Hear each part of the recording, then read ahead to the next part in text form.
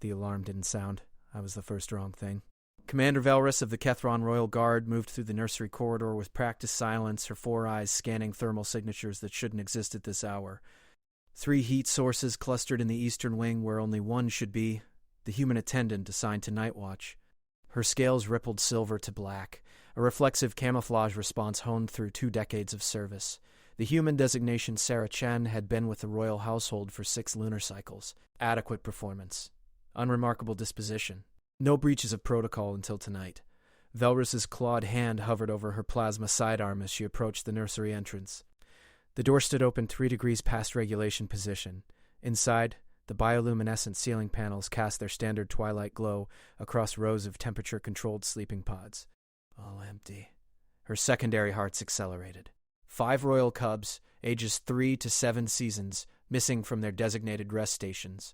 Protocol demanded immediate lockdown, full guard mobilization, activation of planetary defense screens. Her mandibles clicked once, a sound of decision. She stepped inside instead. The smell hit her first. Mammalian warmth. Milk scent. Something her species found instinctively unsettling about human biochemistry, a reminder of their soft vulnerability. She followed it past the empty pods, past the educational holodisplays frozen on anatomy lessons, toward the observation alcove designed for parental visits. What she found there made her freeze, every combat instinct screaming contradictory orders. The human female lay curled on the cushioned floor, eyes closed, breathing deep and rhythmic. Around her, pressed against her sides, tucked under her arms, sprawled across her legs, were all 5 royal cubs. Prince Kael's head rested on her shoulder, his small body rising and falling with her breaths. Princess Mira had wrapped both arms around the human's waist. The youngest 3 formed a pile against her back, their scales shifting through content color patterns, deep blues and gentle greens that Velrus had rarely seen outside of royal bedchambers with both parents present. The purring filled the room like a physical presence. 5 sets of vocal cords producing the subsonic rumble that Kethron Young only made in absolute security, in the presence of trusted pack members, in moments of perfect safety. Velrus had heard that sound perhaps a dozen times in her entire career, always when the queen herself attended the nursery, sometimes when the king participated in evening rituals. Never with staff. Never with an alien. The human's arm tightened fractionally around Prince Kael as Velrus took another step forward. Still asleep. Had to be. No attendant would deliberately violate proximity protocols this severely. The physical contact regulations existed for critical reasons: biological incompatibility, political complications, the basic dignity of maintaining proper boundaries between staff and royalty. Yet here sprawled the evidence of systematic violation, and the cubs looked more peaceful than Velrus had observed in months, since the Queen's departure. The thought arrived unwelcome. Her Majesty had been on the diplomatic mission to the outer reaches for 43 days now, negotiating trade agreements that would determine the kingdom's prosperity for generations. The king had accompanied her, both sovereigns absent for the longest period since the cub's hatching. Standard procedure called for senior attendance, carefully monitored schedules, and strict adherence to protocol that would maintain stability until the royal parents returned. Valrus activated her wrist comm, keeping the volume subvocal. "Command, this is Velrus. Nursery status check required." "Stand by," she muted before dispatch could respond. What exactly was she reporting? Cubs safe, unharmed, apparently content, a human sleeping on duty? The sheer wrongness of the scene before her should trigger immediate disciplinary action, possible criminal charges for unauthorized contact with royal minors. Her duty was clear. Princess Mira made a small sound, something between a chirp and a sigh. The human's hand moved in sleep, gentle against the cub's back, a motion of pure instinct. The purring intensified. Velrus watched the human's face, studying it with the analytical detachment her training demanded. No consciousness. The female was genuinely asleep, her body curved protectively around the cubs like a living shield, her mammalian warmth radiating in a way the climate-controlled pods could never replicate. The cubs had done this. Velrus understood with sudden certainty. They had left their pods, sought out the human, arranged themselves around her warmth. The attendant had probably started the evening in proper position at the monitoring station, then woken to find herself surrounded. Or perhaps she'd never made it to the station at all.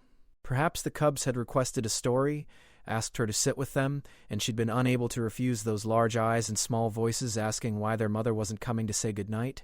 Velrus's comm vibrated silently, dispatch requesting status update. She had perhaps 30 seconds before someone else came to investigate. Her service record was flawless, 17 commendations, 2 medals for personal valor. She had never hesitated, never questioned orders, never allowed personal judgment to override duty. She looked at the sleeping pile of human and cubs, at the unprecedented peace on royal faces, at the wrongness that somehow felt more right than anything she'd witnessed in months. Her claw moved to the comm. Nursery secure. False sensor reading. Returning to patrol route. She disconnected before the inevitable questions. Then she stepped backwards, silent as smoke, and pulled the nursery door closed to precisely regulation position. In the corridor, she leaned against the wall and allowed herself one full respiration cycle of uncertainty. She had just filed a false report. She had witnessed a severe protocol breach and chosen concealment over duty. If discovered, both actions meant court-martial, prison, permanent disgrace. She pushed off the wall and resumed her patrol pattern, her mind already constructing the justifications she'd need if this moment ever came to light. Behind the closed door, the purring continued, a sound of contentment that would echo in Valrus's memory long after this night ended, a sound that asked uncomfortable questions about the difference between protocol and wisdom, between rules and rightness, between what was proper and what was needed. The humans slept on, ringed by purring shadows, and Valrus walked away from the scene without looking back, carrying the weight of her choice like a second pulse rifle, locked and loaded against her spine. Dawn would come in 4 hours. The Queen's ship would return in 6 days. Until then, Valrus decided, her patrol route would include more frequent passes by the nursery sector. Just to ensure continued security. Just to maintain proper oversight. Her mandibles clicked twice, the sound of a decision reinforced. The second wrong thing was that she felt absolutely no regret. The Queen's return came with the precision of orbital mechanics and the chaos of state ceremony.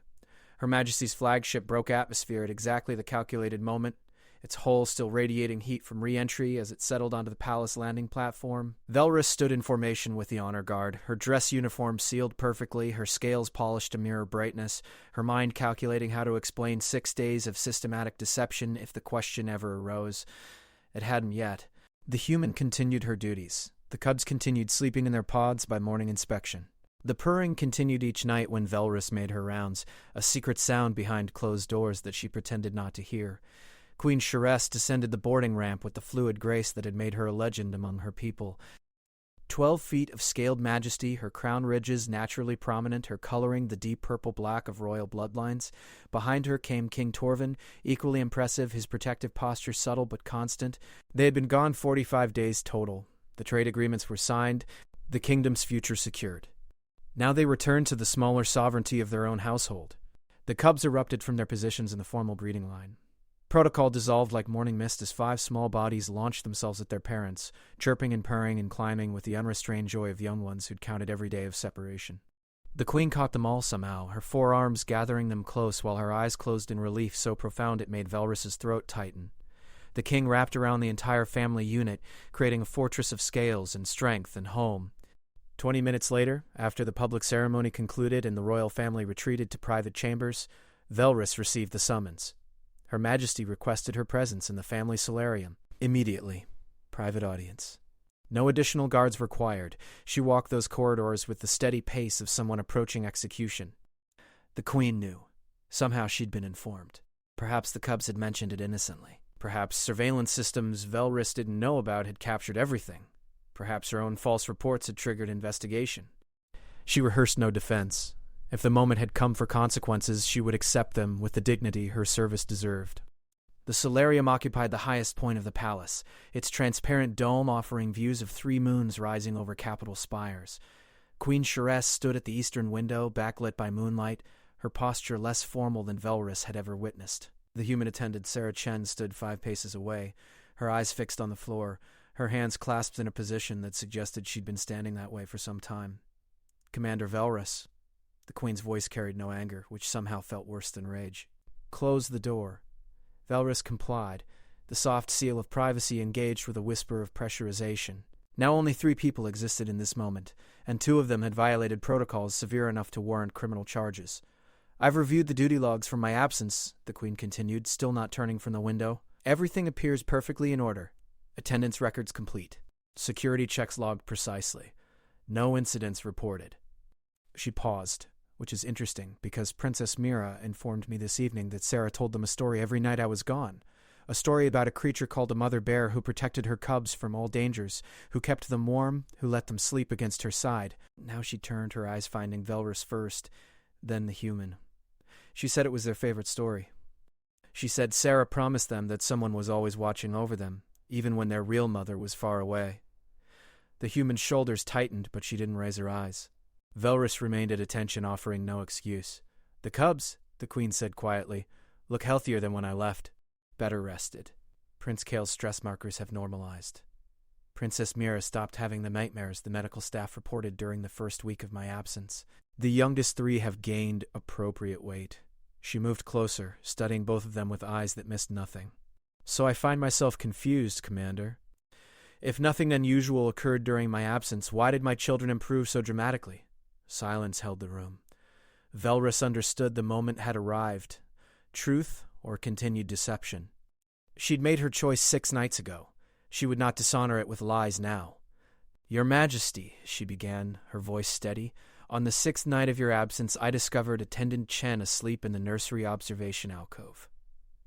The cubs were, she chose words carefully, in close proximity. Physical contact had occurred. They were purring. Purring. The queen repeated the word as if tasting it. All 5? Yes, Your Majesty. And you chose not to report this because... Here was the cliff edge. Velrus met her sovereign's eyes directly. Because they were safe, because they were content. Because what I witnessed violated every protocol but honored something I believe matters more than protocol, which is their well-being, Your Majesty. Their need for comfort during your absence. Their instinct to seek warmth and security from someone who cared for them. She paused. I believed then and believe now that filing an official report would have ended something the cubs desperately needed. So I chose concealment over duty. If that decision warrants court-martial, I accept the consequences. The queen studied her for a long moment. Then she turned to the human. Sarah Chen, look at me. The human raised her head slowly. Tears tracked down her face, that strange mammalian emotional response. Your Majesty, I never meant... They kept asking when you'd return. I just wanted to help them sleep. I told them one story and then I must have dozed off. And when I woke up, they were all around me and I didn't know what to do. I should have reported it immediately. I should have maintained proper distance from the start. I violated your trust, and I'm sorry. How many nights? The queen asked. The human hesitated. Velrus answered for her. Every night, Your Majesty. After the first occurrence, it became a pattern. I monitored the situation closely. The cubs sought her presence. She provided comfort. No harm occurred. No harm, the queen echoed. She moved to a cushioned seat, lowering herself with visible exhaustion. The journey had been long, the negotiations brutal. Now she returned to find her household operating outside every established boundary. Do you understand why the protocols exist? Why physical contact between staff and royal family is restricted? Yes, Your Majesty, Sarah whispered. To prevent inappropriate attachment, to maintain professional boundaries, to protect the cubs from confusion about who their real family is. And yet you violated these protocols repeatedly. Yes, Your Majesty, because my children were crying for their mother and you couldn't bear to hear it. Sarah's tears fell faster. Yes, Your Majesty. The queen was silent for a very long time. When she spoke again, her voice carried a weight that made Velrus's scales ripple involuntarily. I am the Queen of Kethra. I rule 2 billion souls across 7 worlds. I make decisions that affect the survival of our entire species, and for 45 days I could not be the one thing my children needed most, simply their mother. She looked at Sarah with eyes that held galaxies of complexity. You gave them something I could not. You broke every rule to provide what they desperately needed. You risked your career, possibly your freedom, to comfort 5 frightened children who couldn't understand why their parents abandoned them. You didn't abandon them, Sarah said urgently. You were protecting their future, securing trade agreements that will feed billions. They're too young to understand now, but someday they'll know that you sacrificed your presence for their safety. Pretty words, the queen said, but at 3 and 4 and 5 and 6 and 7 seasons old, they don't need understanding. They need warmth. They need someone to tell them stories about mother bears who never leave their cubs alone in the dark. She stood slowly. Commander Velrus, your official report stated the nursery was secure each night. Yes, Your Majesty. Was that report accurate? Velrus understood the question beneath the question. The cubs were safe, Your Majesty. Protected. Guarded. In that sense, the nursery was more secure than standard protocol would have provided. I see. The Queen moved to stand before Sarah, towering over the small human female. You realize I should terminate your employment. Have you arrested for unauthorized contact with royal minors? Make an example that would prevent any future staff from making similar choices. Sarah nodded mutely. And yet, the Queen's voice softened almost imperceptibly. My daughter told me she dreamed of the mother bear last night. She said in the dream, the bear had scales and a crown, but the same warm arms that kept the cubs safe. She said she finally understood that mother bears sometimes look different, but all protect the same way. She paused. She said Sarah taught her that love transcends protocol. The Queen's hand moved, slowly, deliberately, breaking every rule she just referenced. She placed it gently on Sarah's shoulder.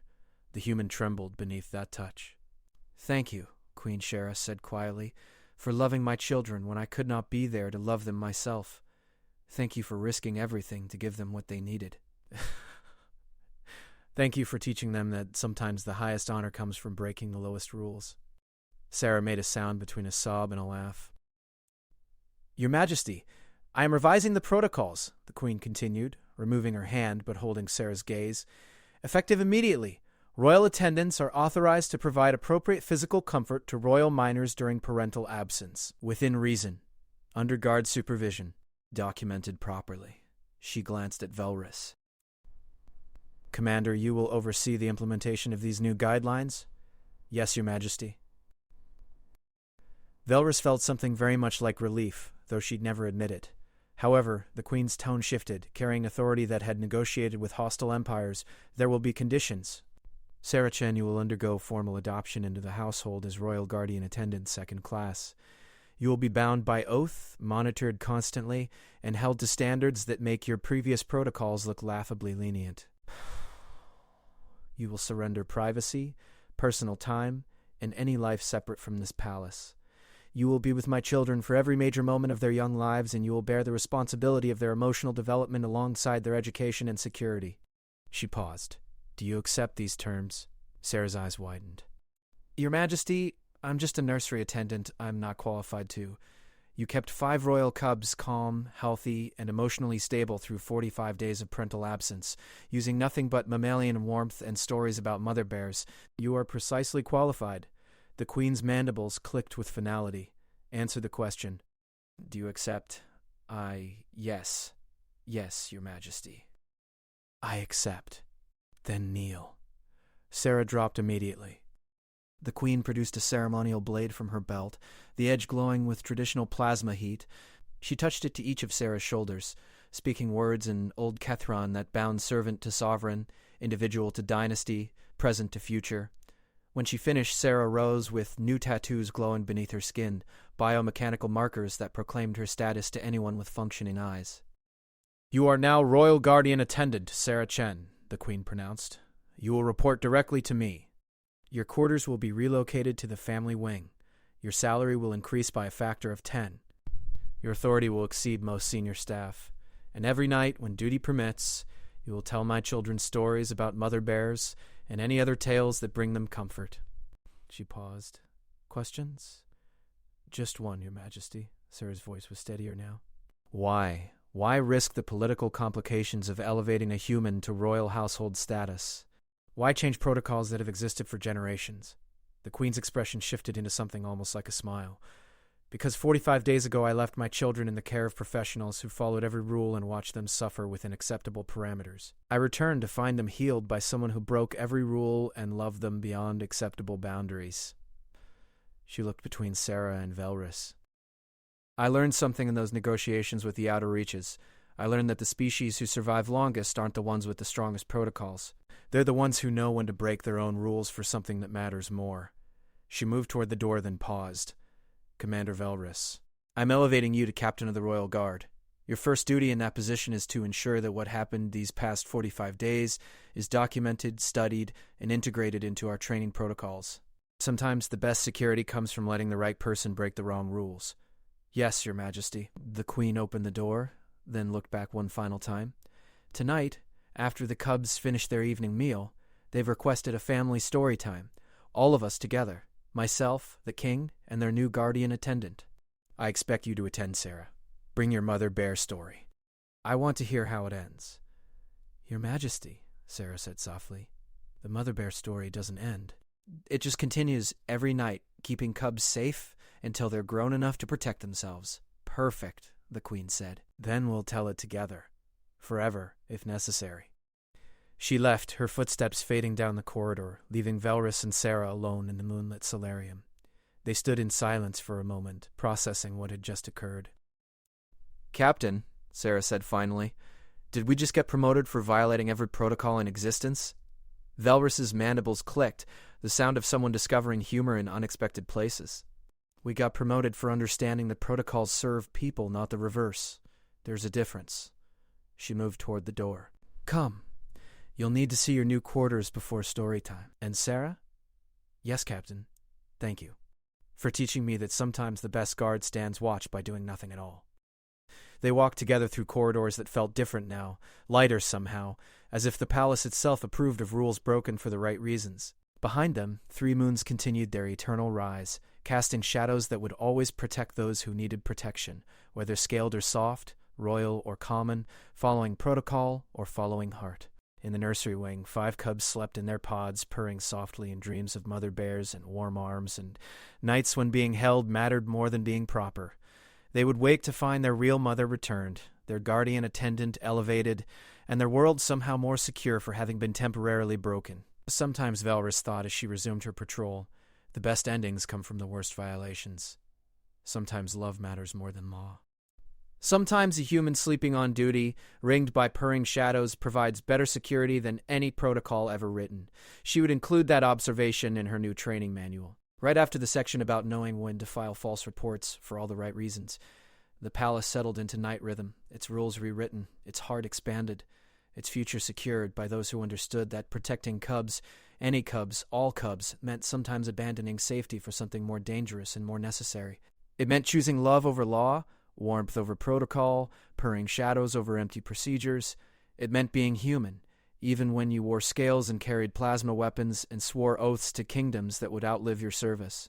It meant being exactly what was needed, precisely when it mattered most, regardless of what the regulations demanded. And in the morning, when the cubs woke to their mother's face and their guardian's smile and their captain's watchful presence, they would know without words that sometimes the best protection comes wrapped in the warmth of someone who broke every rule just to keep them safe. That was the story worth telling. That was the ending that never ended. That was humanity, fuck yeah, in the only language that mattered. The universal tongue of loving fiercely enough to risk everything for those who needed someone to care. The purring continued, eternal as starlight, constant as duty, warm as any mother's arms, regardless of species or scale, or the silly rules that tried and failed to regulate the heart's most fundamental imperative: keep the cubs safe. Keep them warm, keep them loved. Everything else was just protocol.